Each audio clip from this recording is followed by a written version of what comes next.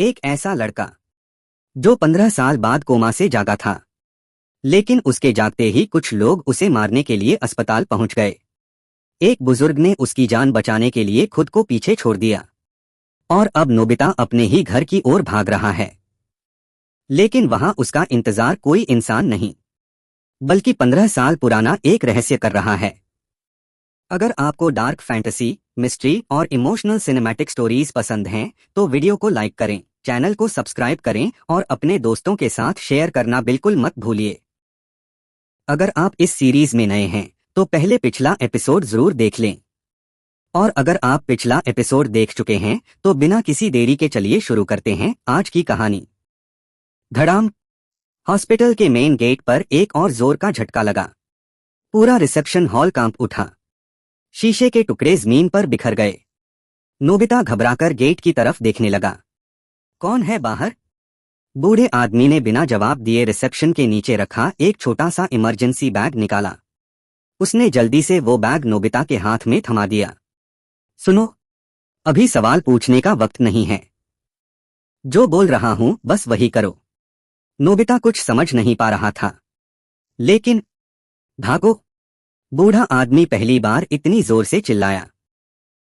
उसकी आंखों में डर साफ दिखाई दे रहा था। यहां से जितनी दूर भाग सकते हो भाग जाओ। ये लोग अगर तुम तक पहुंच गए तो इस बार तुम्हें कोई नहीं बचा पाएगा। नोबिता का गला सूख गया। ये लोग हैं कौन? बूढ़े आदमी ने उसकी तरफ देखा, फिर धीरे से बोला, जिन्हें 15 साल से सिर्फ एक चीज का इंतजार था, तुम्हारी आंखें खुलने का। नोबिता का दिल एक पल के लिए रुक सा गया। धड़ाम। इस बार गेट का आधा हिस्सा टूटकर अंदर गिर गया। बाहर अंधेरे में कई परछाइयां खड़ी थीं। उनके चेहरे नजर नहीं आ रहे थे, सिर्फ उनकी काली सिलुएट्स। एक आदमी ने धीमी आवाज में कहा, thermal scan confirm, target alive, operation शुरू करो। नोबिता को उनकी एक भी बात समझ नहीं आई, लेकिन इतना जरूर समझ आ गया, वो उसके लिए आए थे। बूढ़े आदमी ने रिसेप्शन के पीछे वाली दीवार पर हाथ मारा। क्लिक। दीवार का एक हिस्सा धीरे धीरे खिसक गया। उसके पीछे एक तंग सा रास्ता था। ये इमरजेंसी टनल है, सीधा बाहर निकल जाओगे। नोबिता वहीं खड़ा रहा। मैं आपको छोड़कर नहीं जा सकता। बूढ़ा आदमी हल्का सा मुस्कुराया। बेटा, मेरी जिंदगी तो वैसे भी पूरी हो चुकी, अब तुम्हारी शुरू हुई है। उसने नोबिता के कंधे पर हाथ रखा। एक बात हमेशा याद रखना, हर वो इंसान जो तुम्हें बचाने आए, जरूरी नहीं कि वो तुम्हारा अपना हो, और हर वो इंसान जो तुम्हें मारना चाहे, जरूरी नहीं कि वो तुम्हारा दुश्मन हो। नोबिता उसकी बात का मतलब समझ ही रहा था कि अचानक बैंग! एक गोली रिसेप्शन के शीशे को चीरती हुई अंदर आई। बूढ़े आदमी ने तुरंत नोबिता को धक्का दिया। भागो!